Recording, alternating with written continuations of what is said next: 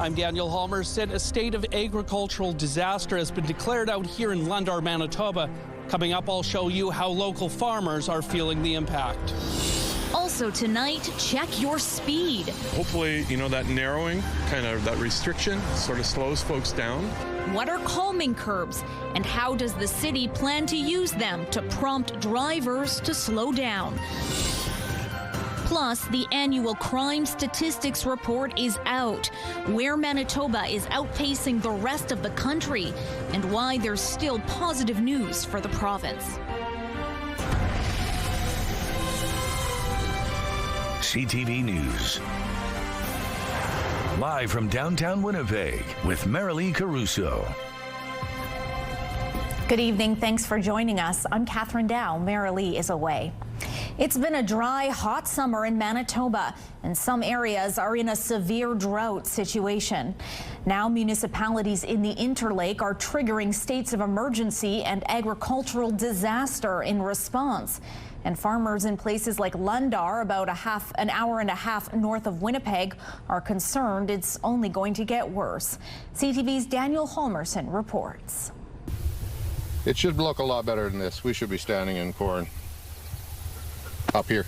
Lyle Thorgilson relies on crops like corn to feed his herd of cattle, and most years there's plenty to go around. But the Lundar area farmer says drought conditions this year are threatening his livelihood. There's still maybe hope that we can get some tonnage out of it for feed for the cattle, but yeah, it's stunted for sure. We're starting to see some damage from lack of moisture. In fact, Thorgilson says this is one of the worst years he's seen in 3 decades on this farm. We had a severe drought here, I think it was 4 years ago.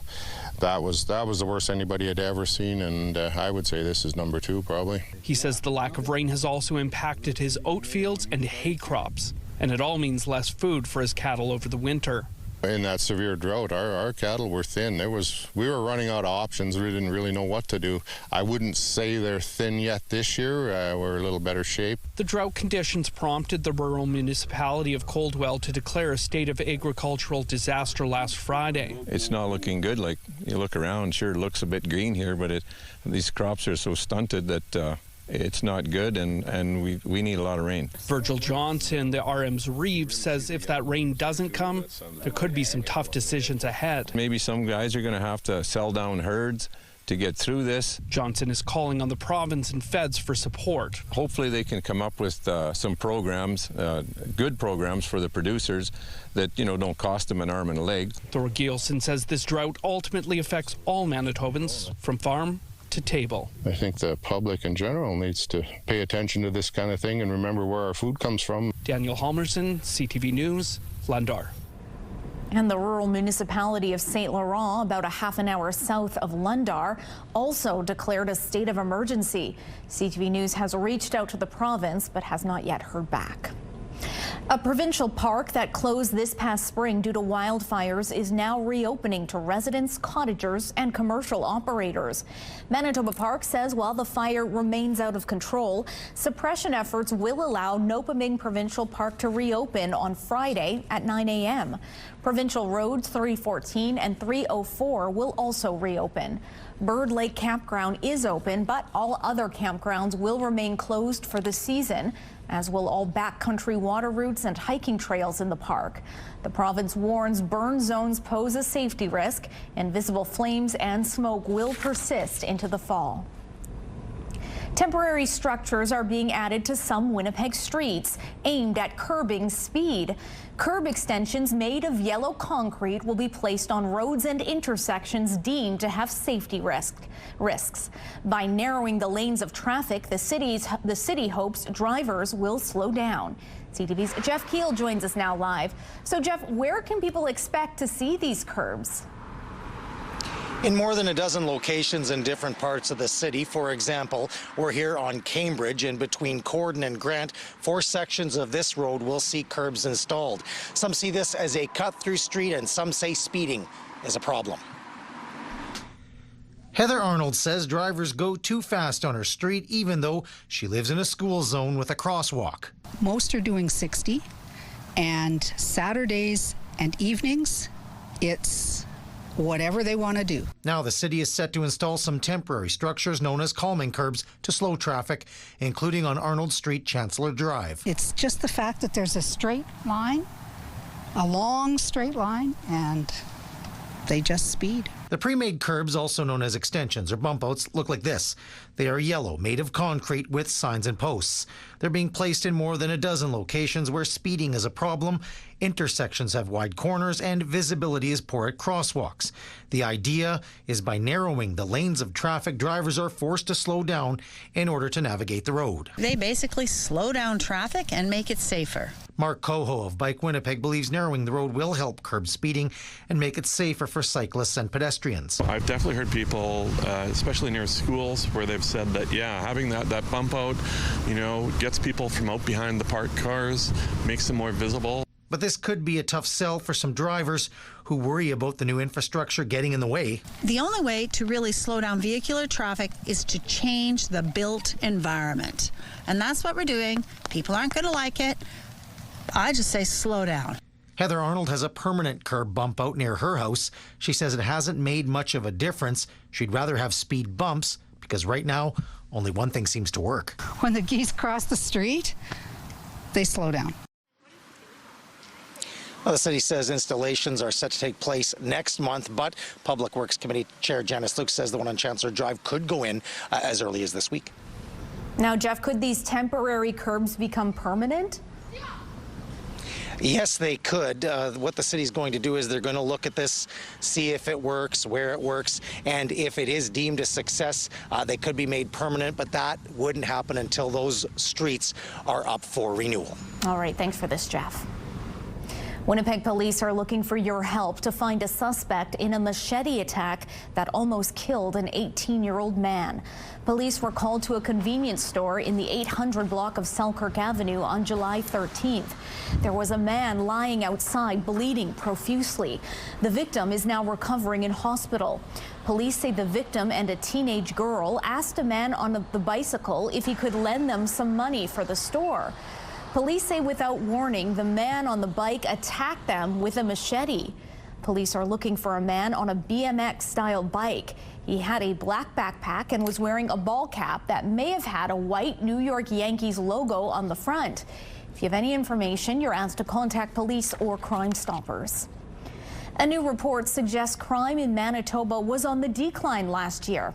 Statistics Canada just released its annual crime report for 2024. CTV's Danton Unger joins us now live to help break it all down. So Danton, what exactly did the report find? Well, Catherine, Manitoba saw a slight decrease in the number and severity of crimes committed. Our crime severity index dropped by 3.7% last year. Violent and nonviolent crime indexes both decreased, as did our youth crime rate. Now, while we saw some improvements, it's important to note, Catherine, Manitoba was still well above the national rates. Our police-reported crime rate was sitting at 10,149 instances per 100,000 people. Now, that's nearly double the national crime rate. Another item of note in the report was vehicle thefts. Despite seeing some decreases, Manitoba still saw the highest rate among the provinces, with 392 incidents per 100,000 people. Saskatchewan and Alberta were close behind. So Danton, what about homicides? Have we seen any change compared to past years? Well, Catherine, the report didn't have any specific data for Manitoba when it comes to homicides, but overall, Canada saw the national homicide rate drop for the second year in a row, with 788 homicides reported across the country in 2024. Now, that's 8 less than in 2023. The report did note that more women and Indigenous people were victims of homicide. All right, thanks for this, Danton. An important traffic note to tell you about.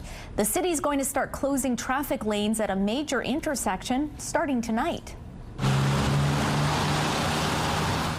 Thousands of vehicles travel through Abinogi-Mikana and St. Mary's Road in St. Patel every day. Crews need to repave the intersection, and they'll be working overnight to minimize traffic disruptions. But closures are bound to cause some traffic delays. Lane closures begin at around 6 in the evening and return at 6 in the morning. And over the weekend, the closures start at 4 in the afternoon. Work is expected to be completed on Tuesday, July 29th. Visit Winnipeg Transit's website for bus reroutes. CTV weather specialist Colleen Brady joins us now with the first look at your Skywatch evening forecast. It's been an eventful week, Colleen, and today smoky, rainy. How's the night shaping up? Well, the smoke is set to return, but you remember 24 hours ago, it was a very stormy night in Winnipeg, but especially to the south. We had severe thunderstorms that at times were tornado warned, but we did check in with Environment Canada. No tornado touchdowns coming out of Environment Canada to report. And as for that funnel cloud that Environment Canada observed out at the airport, they did check into that further, and it turns out they did not observe a funnel cloud, at least from Environment Canada's perspective. I did see some photos, though, over the city you might have seen otherwise.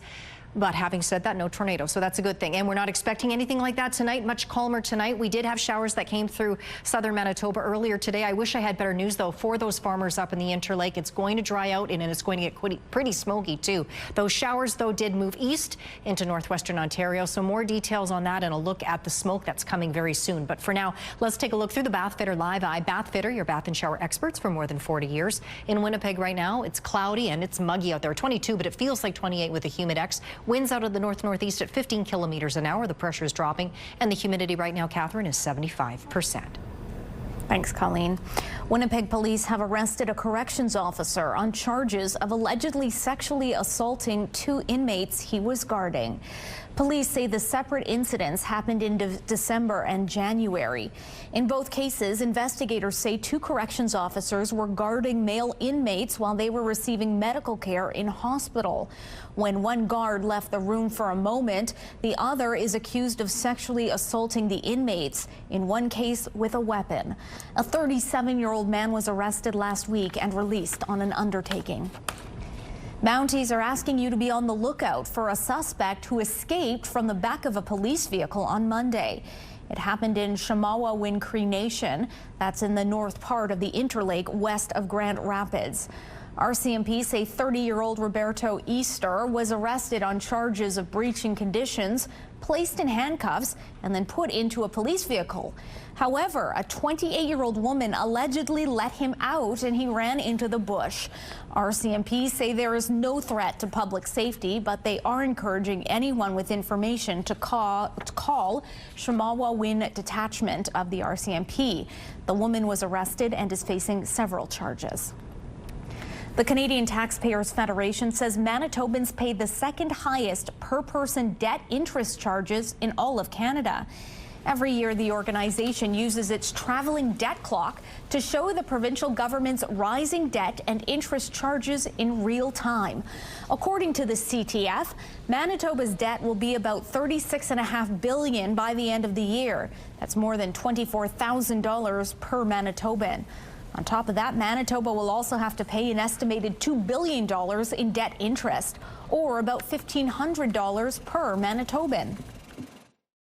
So Manitobans go and they do their taxes, look how much money they're sending to Broadway every year.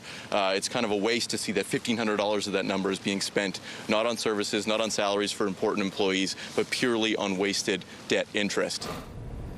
The CTF says the province needs to curb what it calls corporate welfare and bring down provincial government salaries. This week, the debt clock truck is making stops across Manitoba. Manitoba and Saskatchewan signed a memorandum of understanding today in Huntsville, Ontario. It talks about expanding the Port of Churchill for trade. CTV's Harrison Shin explains. Churchill, Manitoba's polar bear capital, is in the spotlight. Manitoba Premier Wap Kinew and Saskatchewan's Premier Scott Moe announced a deal that will see more economic activity in the port. This is a really exciting agreement that will all work together. There are 3 players in this memorandum of understanding. Manitoba committed to secure federal infrastructure funding and provide regulatory support. Saskatchewan will connect producers and exporters to the Arctic Trade Corridor. And Arctic Gateway Group is expanding investment in port and rail assets. President of Arctic Gateway Group Chris Avery says the results show up in the short term, but they are looking ahead. We're definitely focused on the medium and long term as well in building this trade enabling structure, which will then build more trade and more opportunities to export our resources and our commodities to global markets. Right now, the Port of Churchill is only open for about 4.5 months in a year, and Avery says a University of Manitoba study shows it can be open longer. Given their study and given the data that they've collected the past 40 years, is that the sea lanes can probably be open right now without icebreakers up to 6 months of the year. Beyond that, icebreakers can help us lengthen the shipping season to almost year-round. This means more commodities can come through the Churchill port for more of the year. We expect to have more products that originate from Saskatchewan come through the Port of Churchill and be exported to global markets as well. So we'll see that volume grow as we work together and build that traffic, and we'll see the volumes grow, and we'll see different types of commodities go through the port. To this, Premier Canoe is hopeful. Really exciting for Manitoba. Helps us to unlock mining in the north, more agricultural exports in the south. Harrison Shin, CTV News, Winnipeg. If you visited Lake Winnipeg or other waterways recently, you may have had to step through swarms of fish flies. While it can be a nuisance, researchers say it's actually a good thing. It's good that we see lots of mayflies. Entomology professor Jason Gibbs says that's because a healthy community of fish flies is a sign of healthy water quality. Gibbs says the insects live in aquatic environments and mass emerge for a very short time to mate before they disappear until next season. He adds that they're harmless and are even edible. They can be a little bit nutty, they can be a little earthy flavor. Some people say they taste like buttery popcorn. Probably depends on the mayfly and the person. Gibbs says mayflies are high in protein and low in fat. For those interested in trying a bite, Gibbs says the recommended method is to hold them by the wings and bite off the body. Still ahead, Canada's premiers gather in Ontario to talk building up the Canadian economy. There's one thing we can thank President Trump for, is getting us moving. Plus, the U.S. ambassador chides Canadians for retaliating against Trump's tariffs and sovereignty threats. That's all coming up after the break.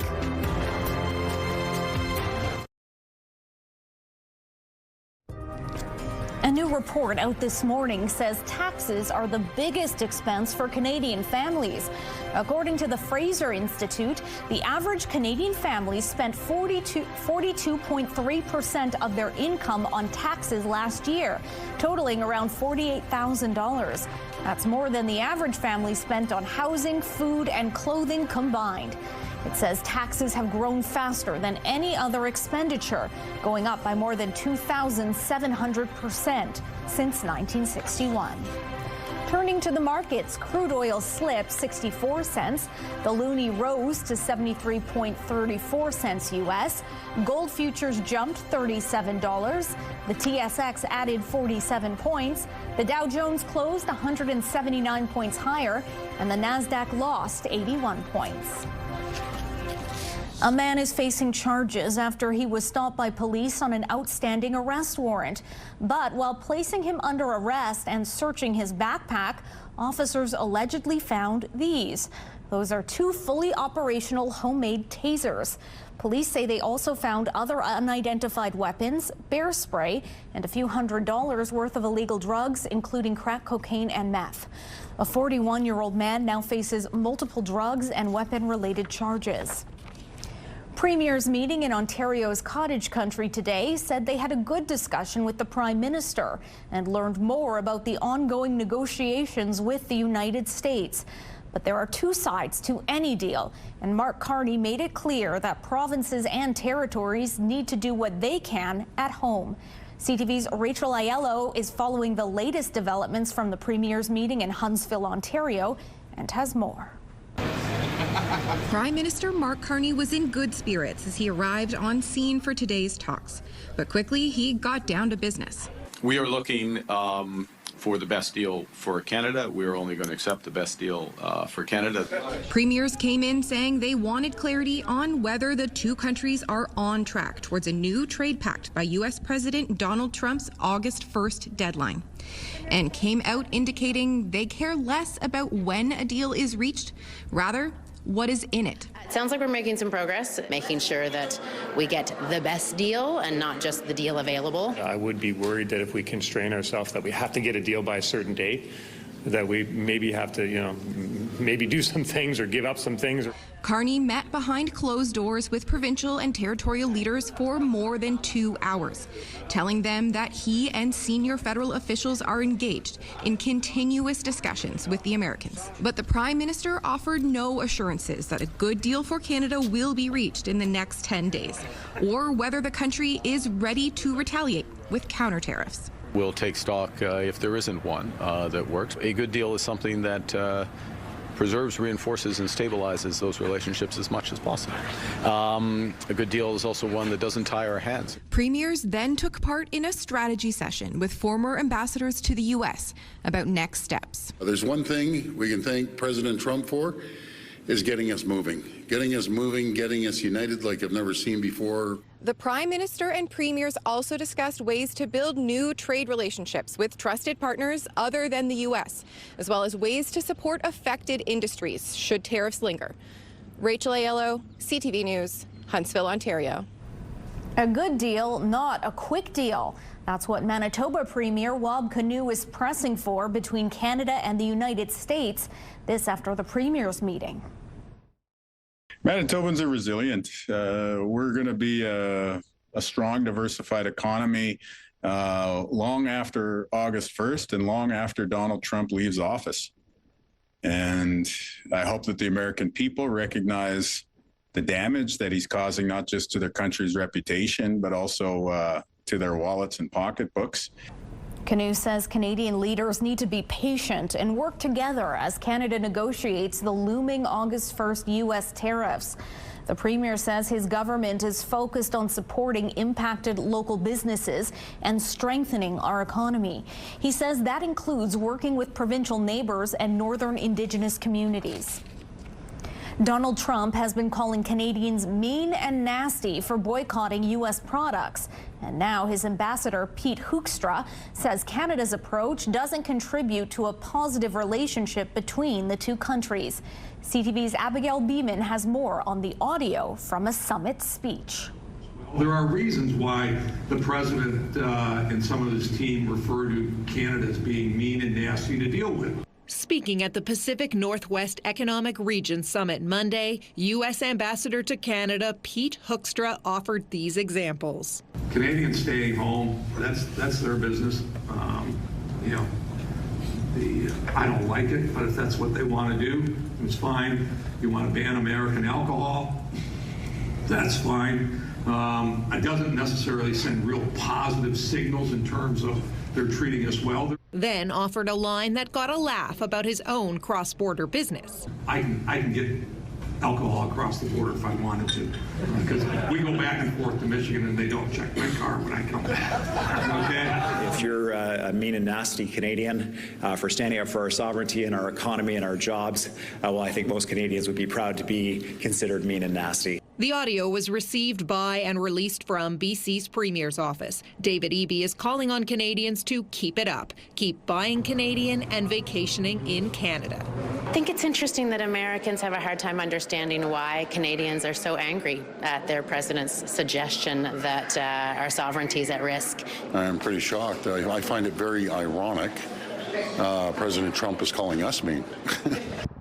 One former Canadian ambassador to the U.S. says the pot is calling the kettle black. Leave the ambassador out of it. The president says this over and over again. He's constantly calling us nasty and terrible negotiators and everything else. The United States is one of the most protectionist companies in the world. Frank McKenna stressed the overall positivity and optimism from Ambassador Hoekstra. So too did the U.S. Embassy. Telling CTV News in a statement, the ambassador spoke for nearly an hour and emphasized his optimism about the future of the Canada-U.S. relationship. Abigail Beeman, CTV News, Ottawa. Russia launched more drone attacks against Ukraine overnight. The attack came just a few hours after the two countries agreed to a third round of peace talks in Turkey. Delegations from both countries will meet in Istanbul. The United Nations Human Rights Office says the hunger crisis in Gaza is worsening. According to Palestinian health officials, 15 people have died of starvation in the past 24 hours, including 4 children. More than 1,000 Palestinians have been killed close to aid sites since May while trying to get food into the Gaza Strip. The Transportation Safety Board of Canada is investigating a mishap involving a float plane in the Lac du Bonny area. RCMP say the plane managed to land on the Winnipeg River near the community safely on Monday, but while it was taxiing to shore, one of the floats went underwater and the plane flipped over. The pilot, a 27-year-old man from Snow Lake, managed to escape before the plane went underwater. He was uninjured. The Prince of Darkness has died.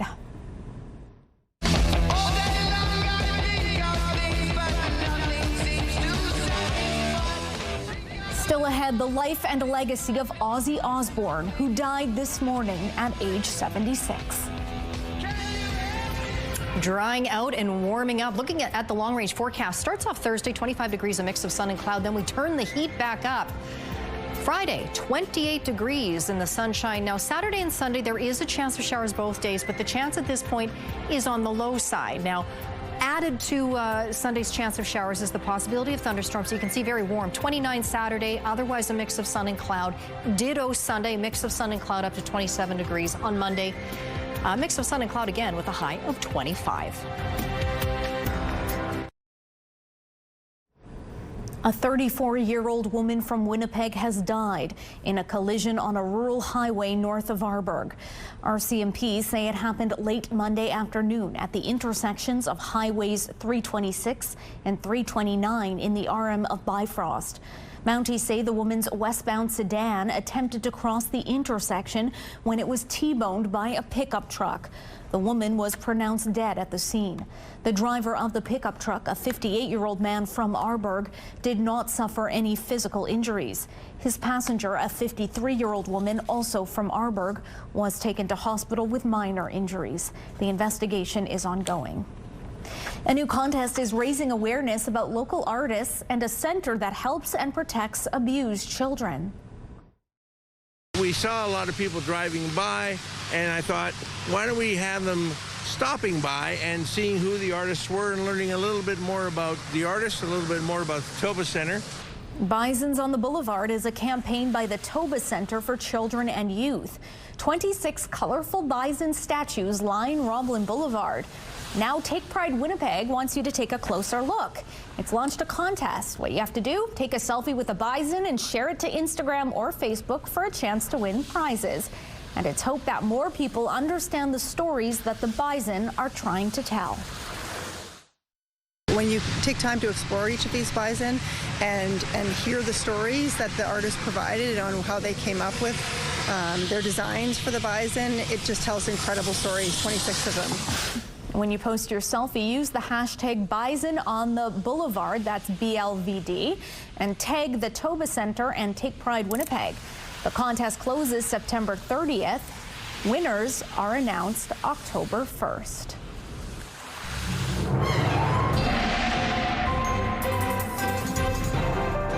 CTV Skywatch weather brought to you by South Beach Casino and Resort. Visit southbeachcasino.ca. And now CTV weather specialist Colleen Brady has your complete Skywatch weather forecast. Smoke, smoke, and more smoke, Colleen. How much longer do we know that it's going to last? Well, I want to show you this. This is a wildfire smoke forecast from firesmoke.ca. It, along with Environment Canada, forecasting smoke really to invade southern Manitoba as early as late this evening. Now, this is on a loop. Now, you can see it gets pretty dark around Winnipeg late this evening. You'll see it in just a moment pop up. There you go. It's coming on down. down and right through the Winnipeg area. Right there, that's late tonight and overnight, but all across southern Manitoba, widespread smoke is expected, as it is already across central and northern parts of the province. And so we do have air quality warnings that are in effect tonight as far south as just north of Brandon, put it that way. So Brandon not under the warning just yet. It is going to get smoky in Brandon, though. Winnipeg also not under the warning at this point, but don't be surprised if that changes. Areas you can see lighting up in purple, much of central and northern parts of the province, and next door in northwestern Ontario under an air quality warning. And it's just been really quite recent that Kenora and these areas further south in northwestern Ontario have just come under that warning as well. The reason being we had those showers that came through southern Manitoba earlier today. They're starting to clear out, and with the cold front accompanying the back end of that low pressure system, there's the smoke coming in behind that. But I just picked up on this. If you are in the southwest corner of the province, pretty heavy band of rain showers starting to move in. So if you're around Verdun, Melita, watch out for that heading your way. But as for those showers that already crossed southern Manitoba throughout the day today, they're now well off into northwestern Ontario. A few non-severe thunderstorms along the way earlier today on the Manitoba side of the border, and now into northwestern Ontario, but not the severe weather activity that we saw last night. So again, it doesn't look like much on the future cast, but widespread smoke is expected all across Manitoba pretty much by late tonight into northwestern Ontario as well. You may see some showers or thunderstorms in certain places in northwestern Ontario. We're already seeing that on the radar, at least this evening. Overnight, though, that's out of the way. We get into the day ahead tomorrow. As for sky conditions, well, all across the north, it will pretty much be just smoky. Sky conditions really won't be much of an issue. It's just there won't be any precipitation, put it that way. And in the south as well, it'll be quite smoky too, but some areas will see more of a mix of sun and cloud. It will see just how smoky it gets. As we get into Thursday, though, too, temperatures will start to warm up and more sunshine. For tonight, 15 is our overnight low, partly cloudy and smoky, winds out of the northeast. 24 is our high tomorrow, again with smoke expected to continue throughout the day. Quick swing around the province tonight. Smoke across most areas, not as much for Churchill, 11 overnight there. Thompson smoky and 9, more smoke there tomorrow, and 21. Across the northwest tonight, widespread smoke, overnight lows 11, 12 degrees, more smoke tomorrow, highs in the low 20s. In the southwest tonight, you'll have smoke moving in later tonight, Brandon down to 15. Low chance of showers tomorrow morning around the region, mix of sun and cloud with highs around 22, 23. Again, though, with smoke. Winnipeg in the southeast, best chance of showers just to the southeast of the city early this evening. That will end. And then tomorrow, cloudy or mix of sun and cloud, temperatures in the mid-20s. With the smoke, and in northwestern Ontario, showers and thunderstorms moving through now. You may see more of the same tomorrow in Fort Frances, 24 there, 25 in Kenora. Our first weather photo takes us to beautiful Steep Rock, Manitoba, and a look out onto the water there. That photo is from Jennifer. And Tina wanted to point out the summer beauty near Carman, Manitoba. Send us your photos to winnipegweather@ctv.ca. Thank you, Colleen. He was a heavy metal legend who was known as the Prince of Darkness.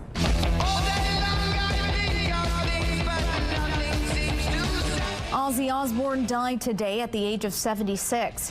He rose to fame in the 70s as the lead singer of heavy metal band Black Sabbath. Ozzy Osbourne was a performer all his life. He even starred in a reality TV show. And yes, less than 3 weeks ago, he reunited with his original bandmates for a concert in the UK. Joe Fryer reports. He was known as the Prince of Darkness, music royalty crowned with metal. Ozzy Osbourne rose to fame in the 1970s as lead singer of Black Sabbath, the band that gave the heavy metal genre a lift, with hits like Paranoid.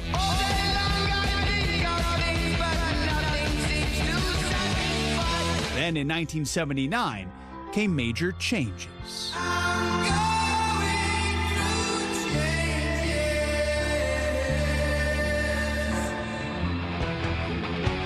Ozzy was fired from the group for excessive drinking and drug use. He would quickly rebound, launching a long, successful solo career with songs like Crazy Train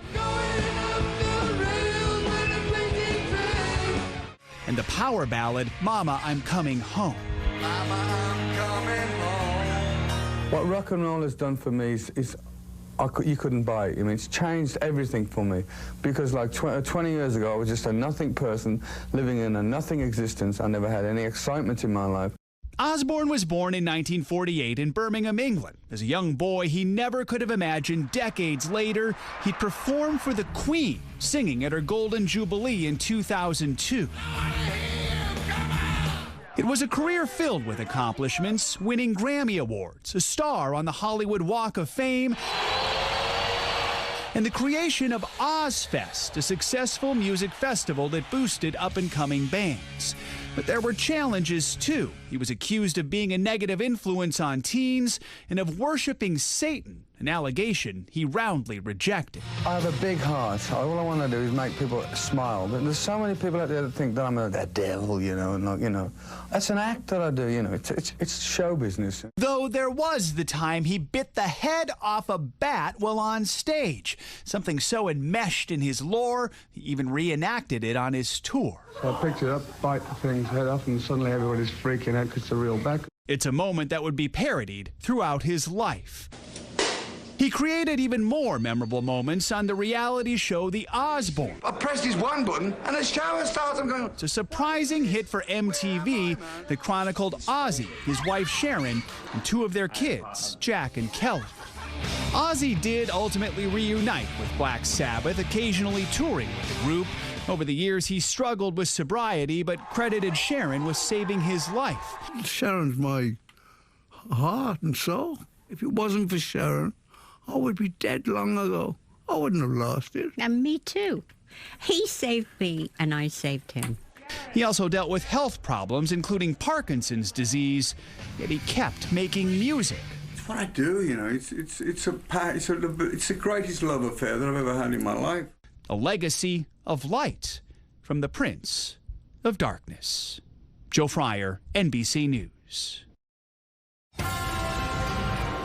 Up next, an urgent recall for certain above-ground pools after several drownings. What to watch for when we return.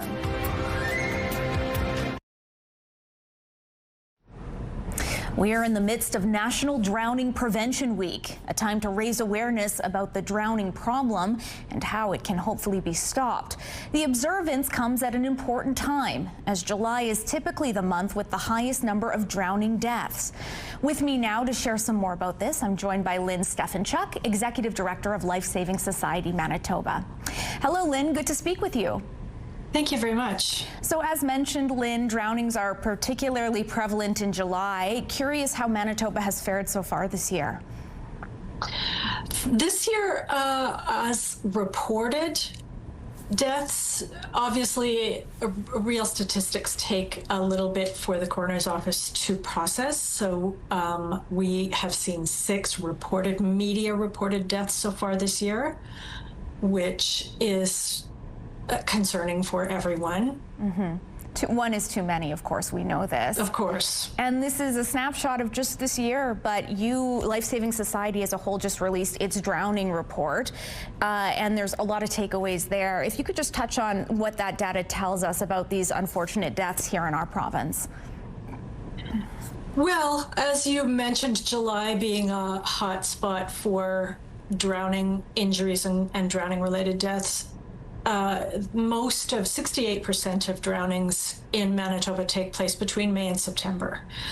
This time around, when we looked at the report, we did make note that when it comes to boating deaths, 100% of those showed that the folks were not wearing life jackets.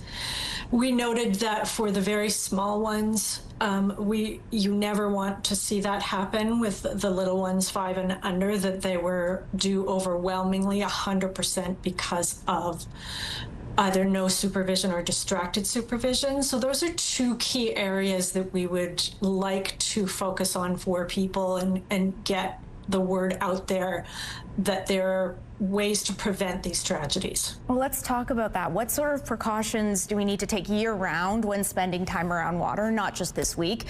What are some of those safety tips that folks should be keeping in mind?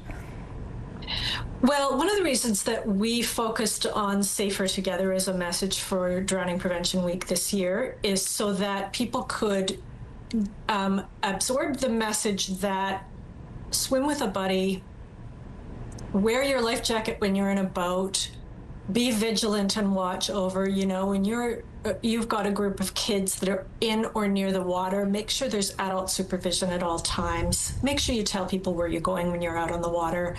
Those preventative measures can really make a significant difference in keeping people safe. Well, that's what's just so heartbreaking. It just takes a moment, right? So that vigilance is so important. And amidst this week, we have World Drowning Prevention Day. Is Manitoba doing anything to mark the occasion? We are going, as Life Saving Society Manitoba, the staff is going out to Swan River to participate in some of their drowning prevention activities. So we are looking forward to connecting with folks out there. A lot of messages going out continuously about what people can do to keep themselves safe and prevent any tragedies. So Drowning Prevention Day happens on the 25th, and it is worldwide, and it's really focuses a lot on young people and children. It is still worldwide among the top 10 causes of death for people aged 5 to 14 in the world. So it is really a significant thing to mark in July every year. Absolutely, it is. Okay, well, we will leave it there. Lynn, thanks so much for being with us. Thank you so much.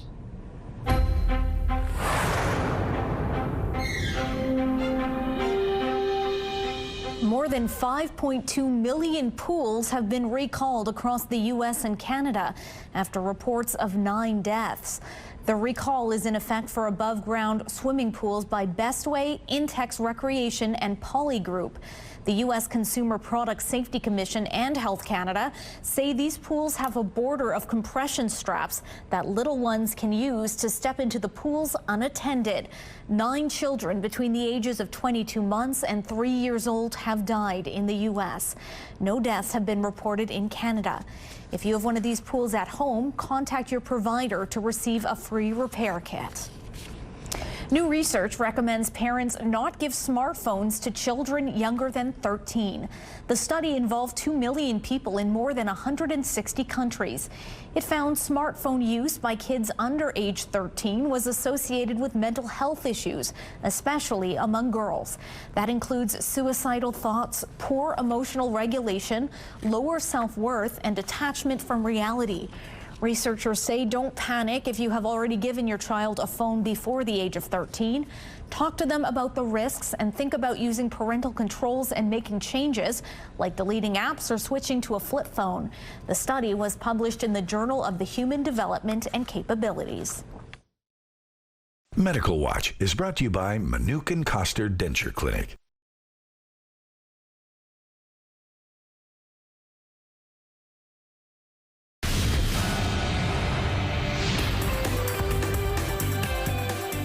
Spotlight, sponsored by the Casinos of Winnipeg, presenting Brett Kissel. It cemented his image as a champion of the downtrodden, and now you can relive Johnny Cash's infamous Folsom Prison show. I hear the train a-comin', it's rolling around the bend. That's Calgary-based actor and musician Devin Brain, but on November 12th, he'll be taking the stage at Burton Cummings Theatre as the Man in Black for Folsom Prison Revisited. Tickets go on sale Friday through Ticketmaster. The Manitoba Sunflower Festival is celebrating its 60th anniversary with a weekend full of fun for all. It'll be a packed weekend, fun time for families. Events have shifted over the years from Altona's downtown area to the Park and Exhibition Center. This year's Sunflower Festival kicks off with a community meal and movies in the park Thursday evening, but it really gets going Friday. There's the Sunflower Queen crowning, children's activities, a parade, live entertainment, and the return of the popular ping pong drop, which had to be moved from the center of town. But there are some issues with balls landing on the roofs of businesses and people climbing stores and to try and find the right ball to get the grand prize. Instead of a plane, it will now be done by drone at a wide-open baseball diamond. You can find a full schedule of events on the Manitoba Sunflower Festival website. Your primetime lineup kicks off at 7 with E-Talk, followed by Amazing Race Canada at 9. Then Battle of the Generations wraps up the night at 10, all right here on CTV. Women's clothing provided by RW & Company. Salon services provided by S&T Spa Salon. 22 degrees out there and cloudy, but with the humidex, it feels like 28. Winds out of the north-northeast at 15 kilometers an hour, looking out onto Portage Avenue. 23 was the highest temperature today, but the record, 1940, 37.8 degrees. Tonight, partly cloudy, but it will become smoky. 15, mix of sun and cloud Wednesday, but again, widespread smoke expected. 24, 25 on Thursday, 28 on Friday, Catherine, in the sunshine. 29 on Saturday, 27 Sunday, 25 degrees by Monday. Thanks, Colleen. If you go to Birds Hill Provincial Park, you might expect to see hiking trails, people swimming, wildlife. But right now, if you know where to look, you'll be transported back to an infamous moment from the 20th century. A section of the park is being transformed into the grassy knoll, a site that sparked countless conspiracy theories surrounding the assassination of President John F. Kennedy. It's part of the film production for November 1963, a mob movie starring John Travolta that retells the story of the assassination. In the decades since JFK was killed, many have claimed there was a second gunman perched atop that grassy knoll at Delu Plaza, although those theories have largely been debunked. Since we talked about Travolta in the last hour, I heard from a viewer that met him at a restaurant, said he was very nice, and was driving a spiffy car. Expect nothing less from Grease Lightning, right? No kidding. Okay, that's going to do it for us. Remember, you can watch CTV News anytime on our website, and be sure to join CTV's Taylor Brock for news at 11:30. Good night.